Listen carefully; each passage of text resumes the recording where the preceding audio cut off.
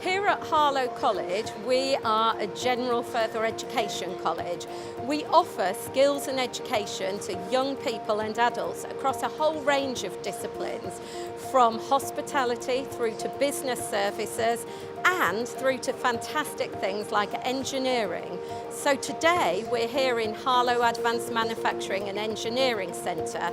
You can see it's a phenomenal facility that brings together young people, adults and employers to make sure we've got the apprentices of the future and we're training a skilled workforce.